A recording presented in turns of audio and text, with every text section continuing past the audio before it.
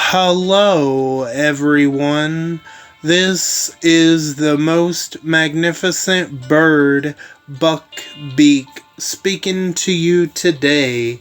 And in today's video, I'm just going to be doing a little bit of the Rocket Carnage roadmap just to give you guys some gameplay. Then, after that, I will be going into my spoiler review of The Walking Dead Dead City Season 1, Episode 3. People are a resource spoiler review. And don't worry, you guys will definitely know when I get ready to... all of you will know when I get ready to go into my spoiler review, and if you don't want to know anything, you'll be absolutely safe from that. And yeah, I have to say, without giving anything away, I think so far, without a doubt, Negan is really carrying this show on his back, without a doubt. I mean, Maggie's good too, but I definitely feel like most people would agree with me that have seen it and will say that, you know, what I'm saying now, that Negan's definitely carrying the show in my opinion, and I'm liking it so far. But that, you know, I don't want to say too much. I'm gonna accidentally spoil something, but yeah. Before we get started, I hope all of you are doing good and staying safe out there. I'm doing alright, and I'm staying safe for the most part. So yeah, let's go ahead and jump into this roadmap, shall we?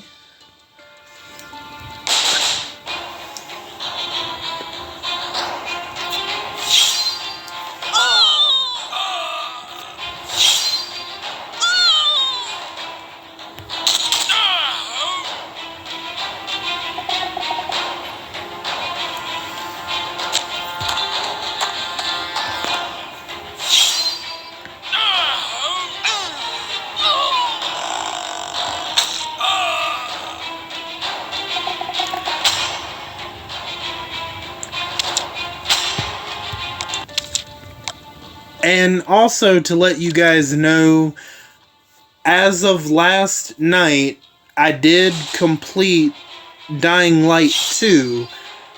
Now, I just have to get around to recording the epilogue, which the first part of the epilogue will be this coming up week. I don't know when, but it's happening. I want to see if I can get it in 2 parts, the epilogue, but it might be 3 parts.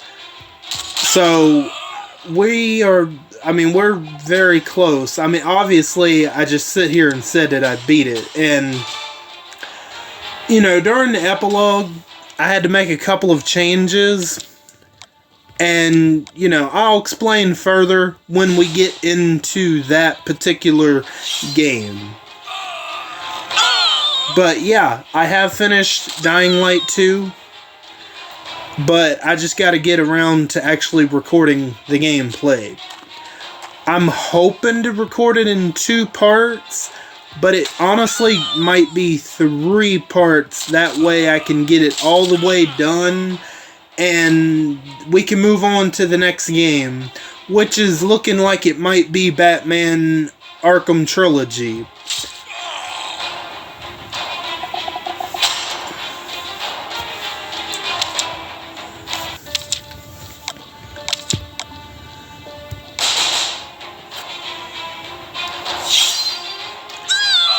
There is another movie. I know I haven't really talked about it, but okay, for those that might have seen Shrek 2, there's a certain character that got introduced named Puss in Boots. So this weekend, I'm not ashamed to admit this, but this past weekend, I rewatched the first Puss in Boots, and I gotta say, it was better than I remember it actually was. And like I said, I got no shame in admitting that. Ever since he was introduced in Shrek 2, I have been very interested in that character, and also, I'm not gonna lie, after seeing the first one, I'm actually very excited to watch Puss in Boots: The Last Wish. I have not seen that one. I know that one came out last December, I think it was. I know it was late last year, the Last Wish one came out, and I heard that one's actually very good. I actually hear people prefer it over the first one, which I haven't seen the second one. So let's see, the last time I watched the first one, I would say was about 12 years ago. So I figured I would rewatch it just to refresh my memory on it. Some stuff I remembered, but then some stuff I did forget. I will definitely say that. So in a way, I'm kind of glad I rewatched it, because some of that stuff I forgot I definitely didn't remember. It was that long. So yeah, we'll do one more. We'll do one more here, and then after that, I'll get into my spoiler review of The Walking Dead: Dead City.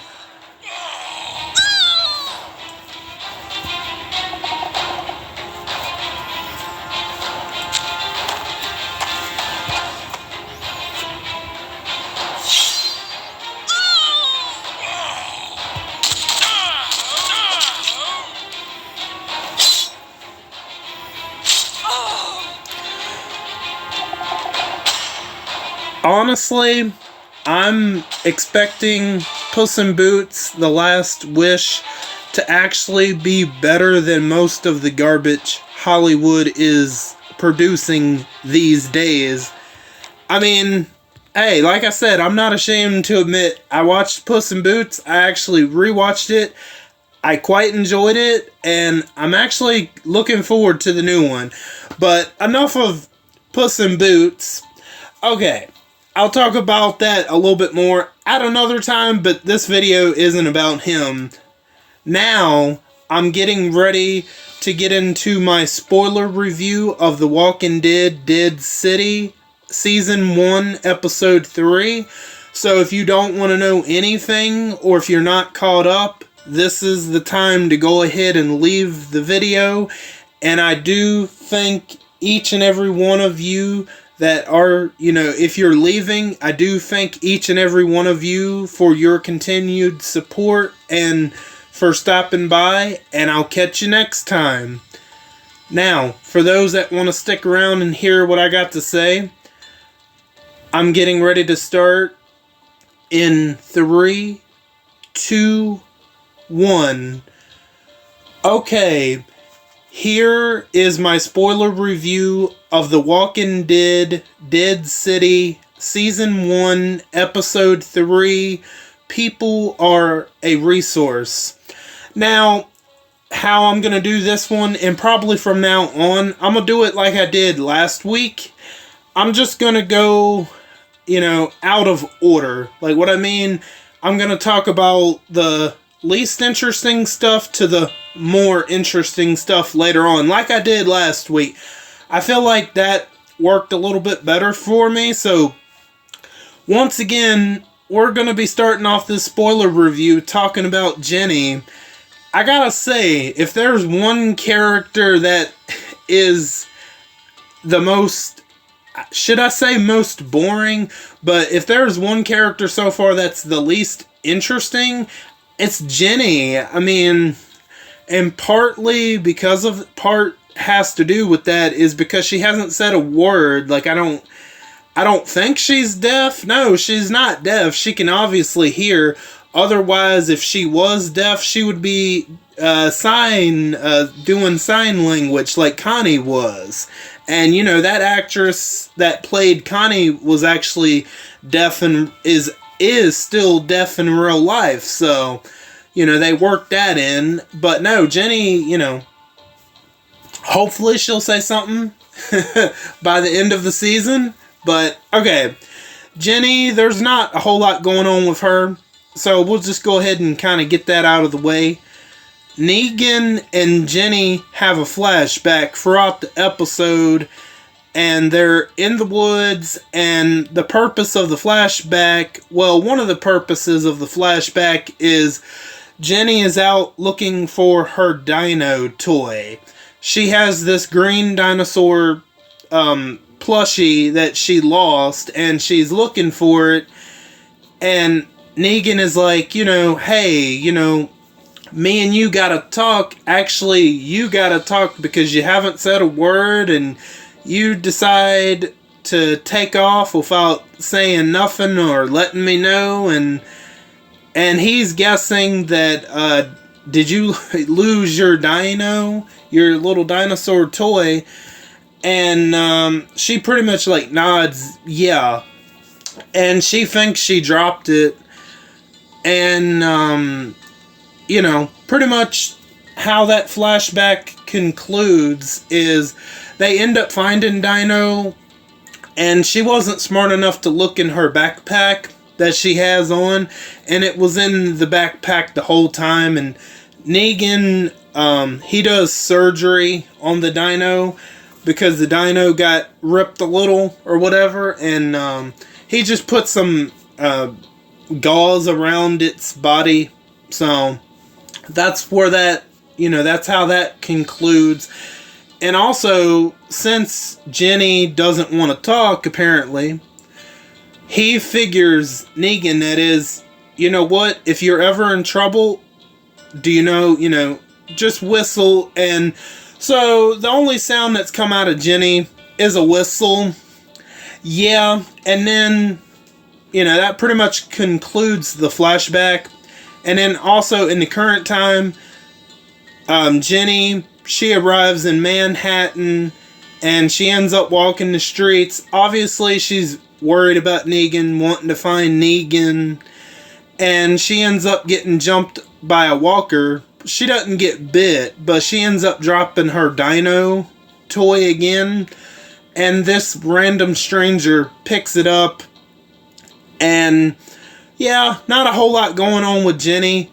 Now, let's get to Armstrong and the Crow Rat. Okay, so the Crow Rat's hideout is this big stadium in Manhattan, and he's got these speakers of music playing to draw in walkers and all this crap. And they end up bringing Pearlie Armstrong to the stadium, and they have these walkers in these aquarium tanks. Yeah, not like fish tanks like the governor did, but they actually have the whole walkers' bodies in aquarium tanks. And, they have these gas tanks hooked to these aquarium tanks. I'm assuming they're aquarium tanks. They're big enough to put a body in, at least one. So they have these gas tanks hooked to the tanks, and they get Armstrong in a quote-unquote prison, but it's a stadium, so they got him in one of those nice, if anybody's ever been to a MMA fighting or football game or whatever, what am I trying to say? I can't think of the name of it. It's drawn a blank to my mind right now, but it's not where the normal people would sit. It's way up. It's like a kind of like a box area, but anyway, it's real nice, and that's considered a prison. And they got Armstrong handcuffed to one of the railings, and one of the Crow Rat's men, they're bringing in wine, and they're bringing in food, and they're setting it at a table. And then the Crow Rat comes in, and he pretty much wants to know what he's doing there in Manhattan. And man, this next part, so they have 2 plates of food, and one of them is for the Crow Rat, because he has like roast beef or something that he wanted specifically, and the crow rat sits down. He sits down at the table and he cuts into the meat and he drops his knife and fork. The crow rat gets served tainted meat. And what I mean by that, it's not what you guys think it is, but tainted meat in a different way. Rotten meat. Yeah, there's a maggot in his roast beef. Like, oh, like, disgusting. Like, really? Like, bro, I know the crow rat is supposed to be the villain. He's supposed to be the villain of this spinoff, but, like, come on, you know. I don't think it was intentional that they served him rotten meat with a maggot in it, but that's what he got. And so the crow rat, he pretty much picks up the handcuff key to Armstrong's handcuffs. The guy that brought the food in, he gives him the key, and he pretty much tells him, you're gonna swallow this handcuff key. And the guy actually swallows the handcuff key, and then he kills the crow rat. I should say the crow rat kills the guy that served him the food. He bashes his head in with the railing, kills him. It drops him over the railing. So, yeah. And he pretty much explains, like, why he's putting the walkers in aquarium tanks. He says something about, I'm trying to remember exactly, but he says something about, with all of the bodies in the sewer, like the gases and liquids or something mixed together, and he says something along the lines of all of that, all of the gases and sewer water or something like that create a liquid of liquid fuel, and pretty much that's pretty much to get people high. I think that's what he's pretty much trying to say, because this next part, crow rat tests Armstrong, and what I mean by that, there's this little ring that's in the arena, and there's a pole in the middle of the ring, and he puts this gas mask on Armstrong and turns on one of the gas tanks, and Armstrong's vision is all blurry and he looks all dazed. Like I said, he kind of looks like he's high, you know. So his vision is all blurry and all that, and they put his handcuffs in the pole, like in between the pole, you know, and he wakes up and you can see his vision is all blurry and stuff. So they send a walker in, the walker that specifically served the crow rat the rotten meat. So he goes in there, his walker does, and you know, he pretty much is able to kill that walker by, he uses the chain of the handcuffs to pop his head off, and he's able to get free. Somebody throws a beer bottle in the ring, and he uses that beer bottle, he breaks it, and he cuts open the walker's stomach in order to get the handcuff key to free himself. And then that's when they send in 2 walkers. And this is interesting. I don't think I've ever seen anyone use a boot to kill walkers. Yes, I was about to say the crow rat. Pearly Armstrong, he takes one of his boots off and he beats the 2 walkers to death with the boot. I thought that was kind of funny.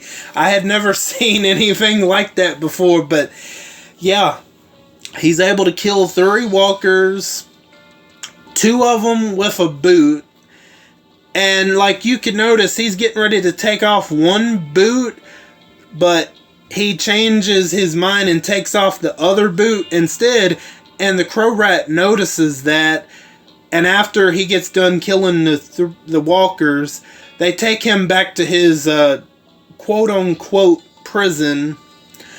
And, you know, pretty much the Crow Rat is explaining when he got to Manhattan that him and his wife and his 2 daughters and his son all lived in a train station, I believe it was, he said, and he went out to try to find food or something. He came back and his wife and 2 daughters and son ended up getting killed. So I guess a group of cannibals came in and just, yeah, they had a meal, which is oof. That's rough. That really is. And I kind of felt a little bad for the Crow Rat. Like, damn, like, really? That's how your family went out? That does suck. But, you know, he notices, you know, like I said, he tried to take the one boot off, Armstrong that is, and Crow Rat noticed it, and he's like, you know, pretty much, what are you hiding in your one boot? And, you know, 2 of his men hold him at knife point, and Crow Rat reaches in, and it's that same letter from Joel Armstrong. It was sent to Pearlie. That's what was in the one boot that he didn't want to take off. And the Crow Rat, he reads the letter pretty much saying, Pearlie, I don't know if you can read this, but, you know, I don't like where I'm at. You know, I realized all of you changed your numbers. I don't like where I'm at. I need help. Please send help. That's pretty much all we get from the letter. So obviously, Pearlie has read that letter before, because you can see him tearing up as the Crow Rat is reading the letter. And then that's when Armstrong tells the Crow Rat why he's really there. And he tells the Crow Rat that I'm here to capture Negan. He tells him that I'm a new Babylon bounty hunter, not bounty hunter, but a new Babylon marshal, and he's here to capture Negan. And now the Crow Rat knows that Negan is in Manhattan. Excuse me. So we got through all of that. So now we're going to talk about Negan, Maggie, and the others. Now the others, what I mean by that is the same group of people that had held them captured in the bathroom in last week's episode, which I forgot to mention their names. They're okay characters, but you know, they might get more interesting, but here we go. So the others, their names are Luther, Tomasino, and what's the girl's name? I'll just call her Anata. It ain't Annie, but it's Anata. I think it's Anata or something like that. But anyway, you know. Okay, so we're going to start with the deer. This is just kind of real quick. So they're hunting a deer. Maggie and Negan and, you know, those people. They're hunting a deer, and I gotta say, this CGI deer actually looks really good. I was shocked, honestly, how good the CGI deer looked like. It definitely looked a lot better than the season 10 deer, that's for sure. I don't know what happened with that particular deer in season 10. I don't know what they did with that CGI, but nonetheless, they get deer. They have deer. Not important, but I just wanted to note that down. Now, we get to Negan's story. Okay, so pretty much what's happening is he's pretty much telling the story. He says, down south, there was a fella that, you know, that ran a group of people that had a badass fortress, and he pretty much ruled with an iron fist. He's talking about himself. that's exactly who he's talking about. But he doesn't say I. He said there's a fellow down south. He is referring to himself. So he says there was a guy down south that ruled with an iron fist, and he just kept, one day the people just got tired of it, and they pushed back, and they did something about it, and they, Tomasino asked what happened. Maggie says, it worked, and Negan says, yeah, it definitely worked, alright. He said, yeah, it definitely worked for sure. And as he's, telling this story about how he ran a group of people, and, they are looking at the stadium that the Crow Rat runs, and they obviously see somebody is driving this. It looks like one of those Macy's Thanksgiving parade floats like you see during Thanksgiving. Not like that, but I mean it kind of looks like a homemade one of, those parade floats. It's just like a big turkey, and it's obviously got music and stuff playing to draw in walkers, and I just thought that was kind of like interesting. So yeah, now we're gonna kind of skip through this. Negan, here's a really good, important moment, but just give me 1 second. I really need to grab something to drink before we continue.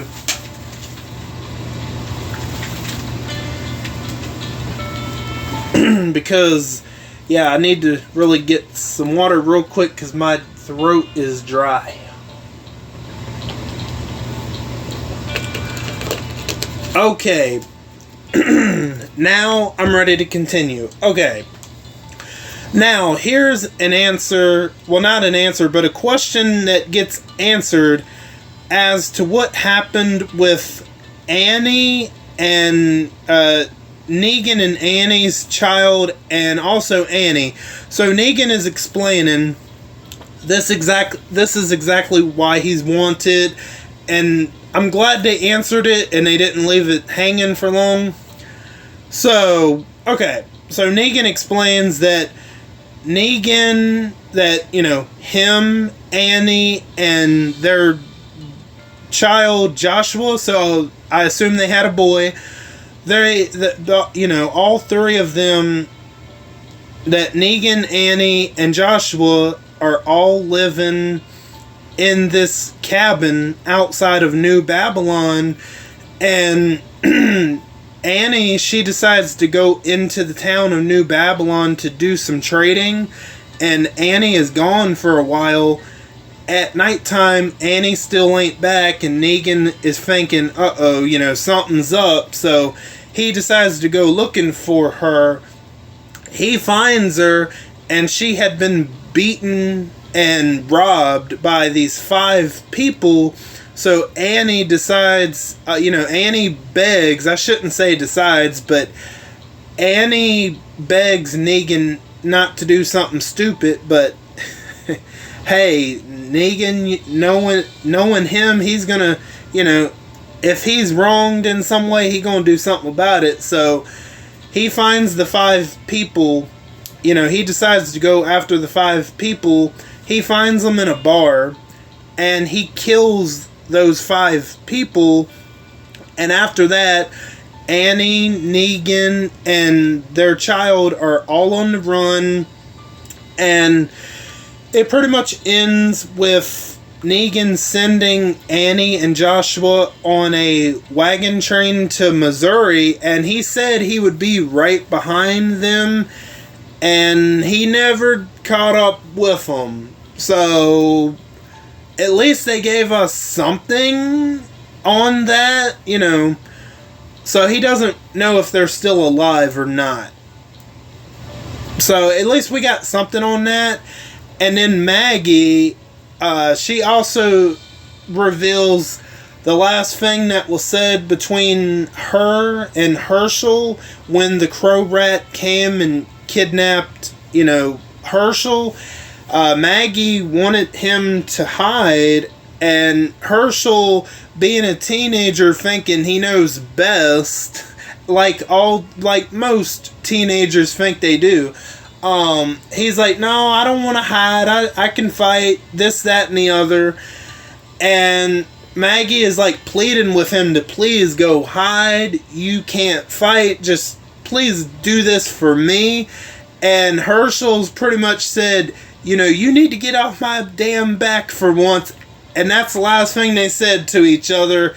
Oh man, I really do feel bad for Maggie on that one, because like, damn, your kid mouths off to you and he gets taken away like by some crazy ass lunatic.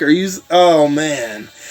Honestly, I'm kind of hoping that Maggie and Herschel reunite. I think they probably will, but damn, like, that's just him being a teenager thinking he knows more than she does. Oh my gosh, like, little boy, you needed to go hide and stop mouthing off.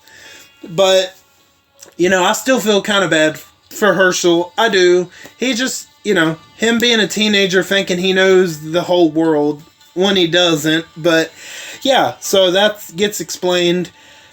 And a little bit later on in the episode, Negan is in the kitchen. Well, you know what? Before I get to that, actually, Tomasino and, I want to say her name is Antona, and Lufer, like, especially Tomasino and Antona, they said that, one of us escaped from the stadium. And, Maggie and Negan are like, it's like Alcatraz. If someone got out, there's a way to get back in, and it's revealed that Tomasino was the one to escape. And so they come up with a plan. He knows, like, he knows the layout on how to get back in there. So, they're talking about all of that stuff, and I'm pretty sure that's going to materialize into episode 4, which I haven't seen yet. Now, let me get back to Negan. Okay, so Negan is in the kitchen, and Lufer, he's this black guy that, he's not, I wouldn't say he's that interesting at all. I think what they tried to do with Lufer, and I just don't think it quite worked, is they tried to make him a wannabe Mercer, kinda, but unlike Lufer, Mercer is actually way more interesting, and I wanted to know what was going to happen with him each and every episode, unlike Lufer, which Lufer, I'm like, oh, okay, I mean, he's there to be there, I mean, whatever, and, you were wondering, is Mercer going to stay loyal to the Commonwealth, or is he going to open his eyes up and do the right thing? And obviously, we know what he did, and it ended up working out well for Mercer in the end. But, okay, so Negan is in the kitchen, and Lufer comes in the kitchen behind him, and Lufer, he was poking around Negan's stuff, and he found the wanted poster from the new Babylon, from that town. And Lufer's like, you and Maggie are leaving here tonight, blah, blah, blah. Just, thinking he knows something. But come on now. You trying to mess with Negan. I can guarantee you this, Lufer. Negan is more of a fan favorite than you are, that's for sure. And Negan done some terrible stuff, but at least he's entertaining. You're just as dry as a saltine cracker, my guy. But your personality is as dry as a saltine cracker. But Negan's personality is like fireworks. It's definitely very entertaining, explosive. Definitely way more entertaining than you are, Lufer. But yeah, okay. So Lufer finds the wanted poster, and he's like, you two are leaving here tonight. And he says, you must be real proud of yourself to hold on to this. And pretty much Lufer's reading the description of the wanted poster saying that, Negan's really dangerous. he has above average intelligence, and he's charismatic, I should say, and he's pretty much not to be trusted. And like Negan is like, let's not turn this into something ugly. And of course, Luthor, he makes the first move, so Negan picks up a frying pan and tries to hit him over the head with it, and Luthor, he picks up Negan and he's trying to squeeze him. I guess he's trying to break his spine, and Negan, oh my goodness, he picks up this cheese grater and he grades Luthor's forehead like, ooh, damn, like, that's what I'm saying. Negan, he's definitely carrying this show on his back, bro. I'm telling you. So he grades Luthor's forehead, and obviously he's bleeding, and Negan actually pushes Luthor, and Luthor falls to the ground, and there's like a part of this table that ends up going through Luthor's head. So yeah, he's got a real problem. He's bleeding out, and so Negan decides the only thing that can be done at this point is to push Luthor's head and just kill him right then and there, because I mean, Luthor knows that he's wanted by the marshals of New Babylon, and they got into this altercation like, oh crap, like, ooh, what's gonna happen in episode 4, And it's just a matter of when they find out Luthor got killed.